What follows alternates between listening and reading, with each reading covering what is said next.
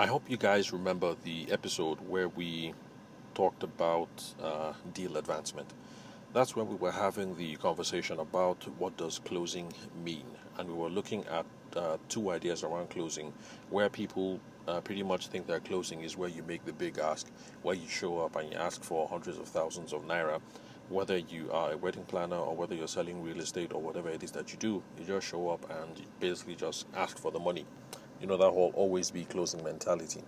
So some people think that that is what closing is. And then there are other people who have a much more wholesome idea that closing includes the small steps that you take over the whole process from the beginning when you say hello, which you continue up until you make the big ask at the end. Now, the second idea, the latter idea, is what we promote over here on the podcast, that closing is not just the big ask, but closing is every single time that you're gaining a commitment on a particular issue. And so, because of that, the right philosophy to have is not that you show up today, the first meeting, and you make that big ask and you close the deal, but rather the first time you meet, the idea is to have to secure a little commitment at the next meeting, another commitment, and another. And so we're just moving this thing forward one commitment at a time. And the whole idea behind this is called gaining advancements rather than gaining continuations. And it's something that was coined by the author of Spin Selling, Neil Rackham, in his book, Spin Selling. Spin is also another sales framework, but we're going to look at that in future episodes because that's more than what we can do in a 15-minute recording. Okay, so that's the whole idea behind it, gaining advancements. So if you're gaining advancements, then you're making progress. If you're just gaining continuations, then you're not making any progress. So the idea behind continuations is you guys feel good and you're still chatting and you're still friends, but you're not getting anywhere. So you show up, you say, how you doing? It's been a long time. Have you guys been watching this episode of Netflix and this and this? And you guys talk about everything under the sun, apart from the business that you're supposed to be conducting together. And then you say, bye-bye, I'll call you again some other time, next week, 2 weeks, 2 months, whatever. So there you guys are getting along fine, but really you're just spinning your wheels in place because you're not making any advancements on the deal. All you have is continuations. So the goal is to be making advancements one step at a time. And those are some of the things that we discussed in the episode of How to Close the Deal, where we looked at what closing means. So if this is your first time of listening to the podcast, after you're done listening to this one, you just head right back out to the menu, and I can't remember what number that was. That was probably number 3, I think. Number 3 or number 4, what does closing mean?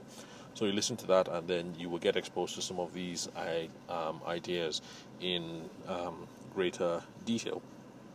So now that we're looking at the larger question of how to close the deal, and we now know that closing the deal doesn't just involve the big ask, but involves asking for micro commitments along the way.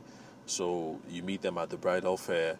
The next commitment is, will you guys meet up with me in person? Can I come over to your house? Will you come over to my studio so that I can hear some more about what you've got planned for the wedding?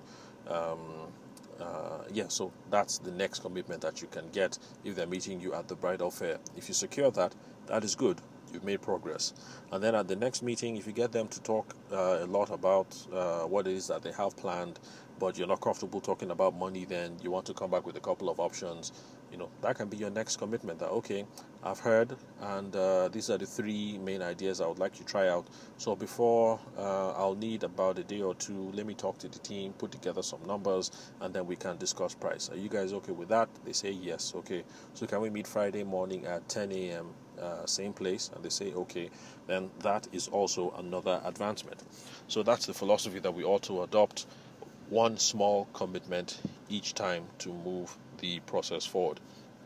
So now that we know that that's the philosophy that we're going to use over here, the next concrete question is, how are we going to get those advancements, and how do we move things forward one step at a time, one day at a time, one meeting at a time? And to do that, it's going to be very useful if, number one, you're not freestyling, which is the reason why we've spoken about sales frameworks in the past and qualifications frameworks in the past. So you need to have a process that you're following. And then it also would help if you're not trying to run things from memory, because that's where a lot of us drop the ball.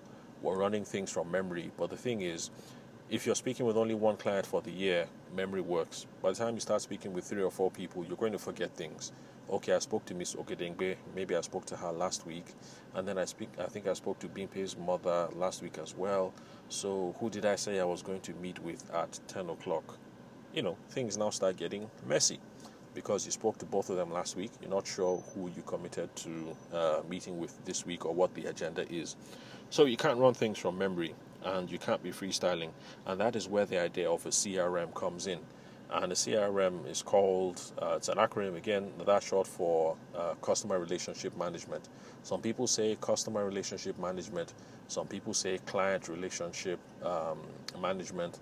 There are different definitions that people have, but basically you see that the definition is kind of the same, no matter what it is that they call it, is that it is something that you use most likely online, because when people talk about these things, they're talking about online tools or digital tools, whether cloud-based or on your phone, a way that you can use to track where am I in the relationship with this customer, what are we talking about, what is it that we're supposed to do next, what are the next follow-up points.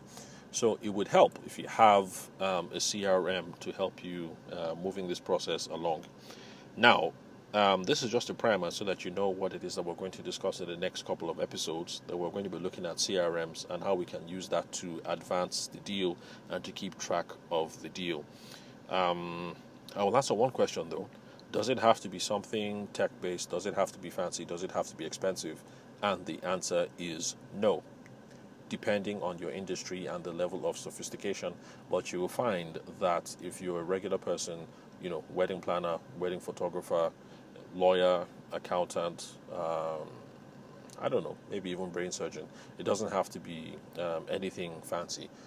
So it depends. So we're going to look into specific ideas at the next recording, and we'll see how this whole idea about the CRM, of how that can be useful and they help you not to drop the ball when you're speaking with prospective clients. So we're not going into any details here because I want to keep this episode short. We will start delving into the meat and potatoes of CRM and deal advancement in the next recording. So yeah, that's it for today. Thank you very much for listening to the Sales for the Nigerian Wedding Industry podcast. I'm your host, Abuja-based sales consultant and event media professional, Tavishima Ayide. Thank you very much for your time and attention. I will catch you guys at the next recording.